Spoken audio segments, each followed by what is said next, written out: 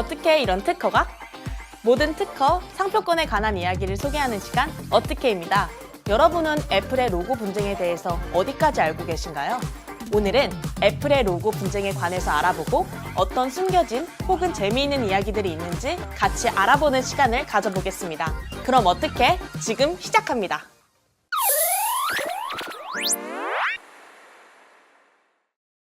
애플의 한입 깨문 사과 로고, 이제는 너무나도 익숙하죠?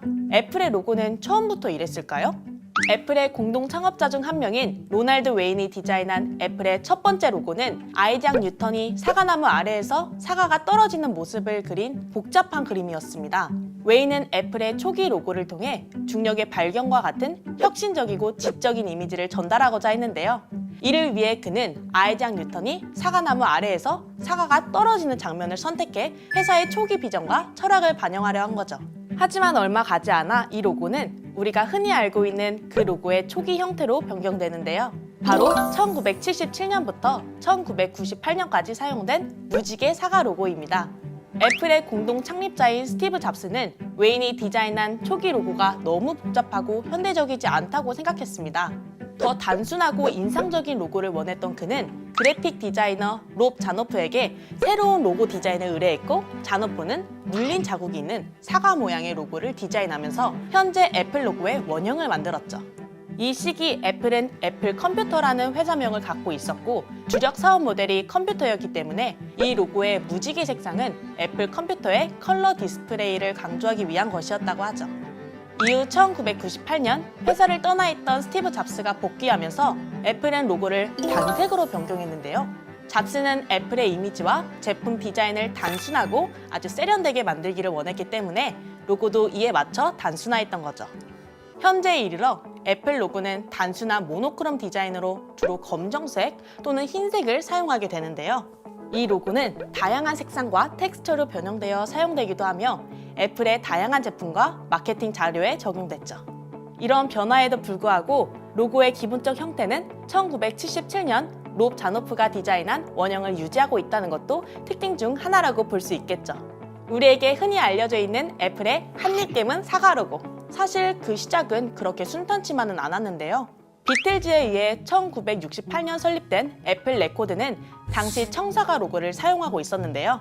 1978년 당시 애플 컴퓨터가 자신들의 상표를 침해했다고 주장하며 상표권 침해 소송을 제기한 거죠. 양측은 애플 컴퓨터가 음악 사업에 진출하지 않는다는 조건으로 합의했는데요. 하지만 1986년 애플 컴퓨터가 오디오 기능을 포함한 제품인 매킨토시를 출시했을 때, 그리고 2003년 아이튠즈 스토어를 출시하면서 한 번 더 분쟁의 갈등이 폭발하게 됩니다. 이 분쟁은 2007년 애플 컴퓨터가 애플 레코드의 애플 문자와 상표권을 5억 달러라는 거액에 매입하면서 끝이 나게 됩니다. 이후 애플은 이 로고를 지키기 위해 상표권 분쟁에 정말 진심이었는데요. 2011년 애플은 독일 본에 위치한 작은 카페에 아펠킨트의 자사 로고와 유사한 사과 로고를 사용하지 말라는 편지를 보냈는데요. 이에 카페 주인 크리스틴 레먼은 전면전을 선포하며 애플의 제안을 거절했죠. 사실 논란이 된 아펠킨트의 로고는 사과 모양 안에 모자를 쓴 아이의 얼굴이 그려져 있는 것으로 한입 깨문 사과 로고와는 크게 다른 디자인이라고 할 수 있는데요. 당초 애플 측은 전자기기에만 로고를 사용하지 않으면 아펠킨트 로고를 사용해도 괜찮다며 합의 내용을 외부에 공개하지 말라고 합의를 시도했지만 실패했죠. 이후 이 사실이 독일 언론을 통해 해외에 알려졌을 때는 사과만 있으면 죄다 애플 로고냐? 라는 비아냥을 들어야만 했습니다. 결국 애플은 소송을 취하하는 데 이르렀고 아펠킨트 측은 로고를 지켜낼 수 있었죠. 애플은 여기서 멈추지 않았는데요. 2017년 스위스의 대표적인 시계 브랜드인 스와치와 상표 분쟁을 일으켰죠. 당시 스와치는 근거리 무선 통신 기술을 이용한 결제 기능을 탑재한 시계를 출시했는데요.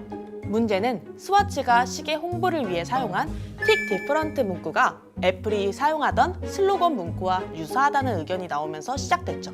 애플은 1997년 당시 컴퓨터 시장의 선두주자인 IBM의 Think 슬로건을 겨냥해 만든 Think Different라는 문구를 만들어 2002년까지 사용했는데요. 스와치의 문구가 자사의 문구를 도용했다고 주장하며 스위스 연방법원에 제소함과 동시에 연방지식재산권 연구소에 의의를 제기했던 거죠. 하지만 스위스 법원은 애플의 Think Different 슬로건이 스위스에 충분히 잘 알려지지 않고 스와치의 Think Different 슬로건이 애플의 상표와 충분히 구별된다고 보았기 때문에 애플의 주장을 기각했습니다. 이후에도 애플은 미국의 주방 관리 및 레시피 관리 앱을 운영하는 작은 스타트업인 프리페어의 배 모양 로고, 노르웨이 정치 정당의 빨간 사과와 녹색 잎을 포함한 로고에 의의를 제기하며 상표권 분쟁을 야기했는데요. 그뿐만 아니라 우리가 흔히 알고 있는 화웨이, 아마존, 삼성, 마이크로소프트와 같은 대기업과도 상표권 분쟁을 이어나갔습니다. 이토록 너무 많은 시간과 비용이 들어가는 상표권 분쟁에 애플이 광적인 집착을 보이는 이유는 어떤 것일까요? 아마 여러 가지 이유로 설명이 가능할 텐데요.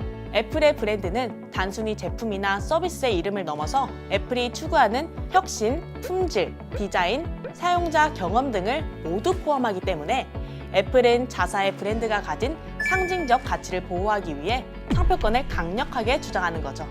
또한 애플은 혁신과 디자인에서 세계적 선두주자로 애플의 로고와 상표가 이런 혁신과 디자인 그 자체를 상징하죠.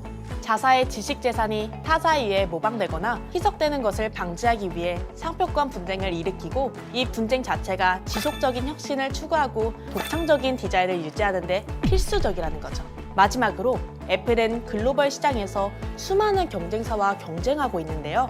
상표권 분쟁을 통해 애플은 자사의 고유한 브랜드와 제품을 경쟁사로부터 명확히 구분짓고 상표권 분쟁을 통해 법적 선례를 설정하여 자사의 상표 보호에 대한 강력한 메시지를 전달하는 거죠.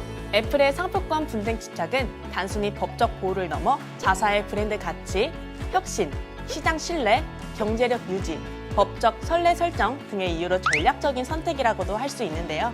이런 이유들로 애플은 상표권 보호에 매우 적극적이고 철저한 태도로 그들의 비즈니스 철학을 일관되게 유지하는 거겠죠. 그럼 애플의 로고 분쟁 여러분은 어떻게 보셨나요? 다른 흥미로운 주제로 다시 여러분들을 찾아가는 그날까지 지금까지 어떻게 유은지였습니다. 여러분 안녕!